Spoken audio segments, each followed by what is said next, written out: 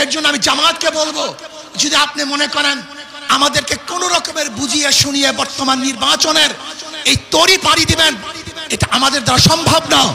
আপনারা আসুন, বসুন, হক্কানি ওলামায়ে কেরামের সাথে যে মতনৈক্য আছে সেই মতনৈক্যগুলি মিটিয়ে আমরা এমন টেকসই এক ঐক্যবদ্ধ হব যে ঐক্যবদ্ধ কেউ ভাঙতে পারবে না।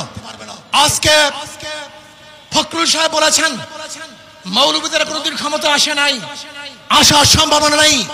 আমি ফখরুল সাহেবকে বলবো, আপনি মৌলবী হিসাবে মৌলবাদী বলে কাকে মিন করতে চান? কে মৌলবাদী? হিন্দু মৌলবাদী, খ্রিস্টান মৌলবাদী, বৌদ্ধ মৌলবাদী, না মুসলিম মৌলবাদী? ইসলামী মৌলবাদ জিন্দাবাদ, জিন্দাবাদ। ইসলামী মৌলবাদ জিন্দাবাদ, জিন্দাবাদ।